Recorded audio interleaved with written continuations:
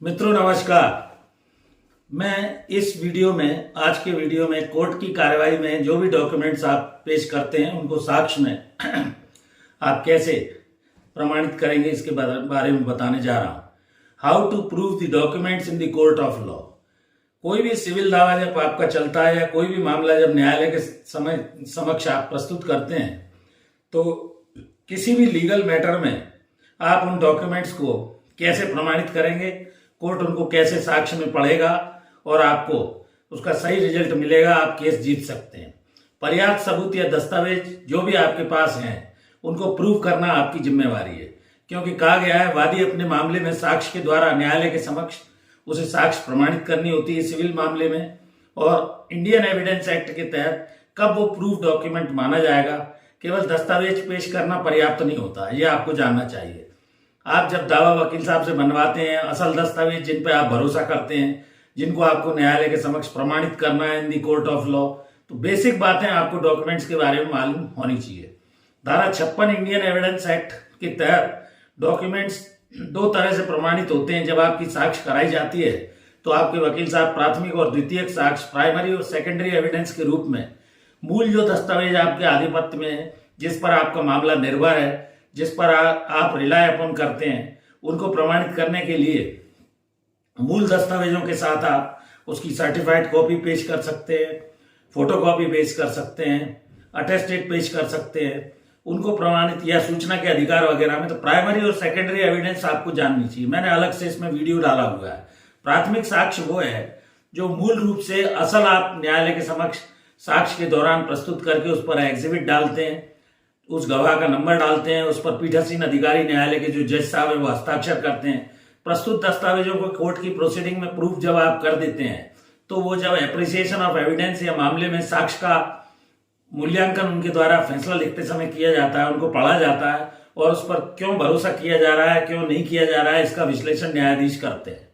Original documents को पेश करना होगा, आपको उस समय उपस्थित रखना होगा न्यायालय के समक्ष, और जो भी दस्तावेजों की फोटोकॉपी आपने with the permission of the court भी आप उसको एग्जिबिट कर सकते हैं। अगर दस्तावेज खो गया है, नष्ट हो गया है, मूल मिल नहीं रहा है, तो आप न्यायालय की अनुमति से उसे द्वितीयक साक्ष्य के रूप में, सेकेंडरी एविडेंस के रूप में न्यायालय के समक्ष न्यायालय की अनुमति से आप प्रमाणित कर सकते हैं।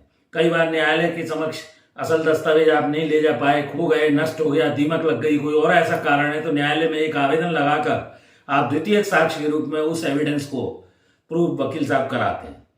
कोई भी डॉक्यूमेंट्स गवाहों से अगर अटेस्ट है, जैसे विल है, वसीयत है, वसीयत का कोई विवाद उत्पन्न हो गया कि ये गलत की गई है, वो है, तो उसमें एटलीस्ट एक विटनेस कम से कम आपको कराना पड़ेगा। जो दो गवाह हैं जिनके सामने वसीयत लिखी गई, वो बताएंगे कि हमारे सामने इन हालात में ये वसीयत लिखी गई थी।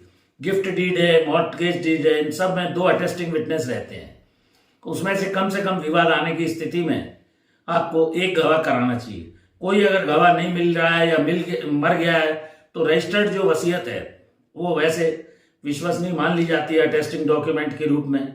और रजिस्टर्ड डॉक्यूमेंट पर अगर सामने वाला आपत्ति नहीं करता है विपक्ष, तो उसको न्यायालय पढ़ता है। तो इन डॉक्यूमेंट्स को प्रूव करने का मैंने आपको तरीका बताया। विपक्षी कई बार इसमें आपत्ति लेते हैं, तो जो लीगल पोजीशन है वो असल के साथ आप फोटोकॉपी, सर्टिफाइड कॉपी को प्रमाणित करेंगे, विटनेस का नंबर डालेंगे, एग्जिबिट डालेंगे और आप पीठासीन अधिकारी के हस्ताक्षर होंगे। इसके बाद अगर कोई हैंडराइटिंग वगैरह का विवाद है, किसी तरह के हस्तलेख विशेषज्ञ का विवाद है, तो उसको मोस्टली न्यायालय की अनुमति से एक्सपर्ट के यहाँ आप भिजवा सकते हैं। वहां पर दस्तखत कराकर उसका मिलान न्यायालय के पीठासीन अधिकारी के समक्ष करा सकते हैं। कोई पब्लिक डॉक्यूमेंट है तो उसको पेश कर सकते हैं, उसकी सर्टिफाइड कॉपी पर न्यायालय विश्वास कर सकता है। और इस तरह से कुल मिलाकर आपके कोर्ट की कार्यवाही में दस्तावेजों को प्रमाणित किया जा सकता है। केवल आप ये चाहते हैं कि हमने दस्तावेज पेश कर दिए, उसको पढ़ लिया जाए, तो ऐसा इसमें नहीं होता है। कानूनन आपको प्रदर्शित या एग्जिबिट करना ही होगा और उसके बाद उसका जो मूल्यांकन आपके अधिवक्ता के द्वारा साक्ष्य के दौरान किया जाएगा। तो न्यायाधीश विश्लेषण जब निर्णय लिखेंगे तब उन दस्तावेजों की क्या एविडेंशियरी वैल्यू है, क्या साक्ष्यिक मूल्य है, इस बारे में वो विचार करके अपना फैसला देते हैं। वीडियो मित्रों कैसा लगा? मैं छोटी छोटी जानकारियां आपको देता आ रहा हूं। मैंने एग्जिबिट करने पर भी अलग से एक वीडियो बनाया हुआ है, आपने देखा होगा। और जो चीज आपको समझ नहीं आए, मैं ना आए, लाइक करें, शेयर करें, कमेंट्स लिखें, मैं उन पर सब विषयों पर वीडियो बनाने का प्रयास कर रहा हूं। जुड़ जाइए पैरामीटर ऑफ लॉ चैनल से। एक और अनुरोध, मेरी धर्मपत्नी श्रीमती अर्चना शर्मा का भी यूट्यूब पर एक चैनल अर्चना आरटी आपके नाम से है, कृपया उसको भी देखिए, सब्सक्राइब कीजिए, वीडियोस लाइक कीजिए, शेयर कीजिए। इस वीडियो में यहीं तक। Thank you for watching this video. नमस्कार।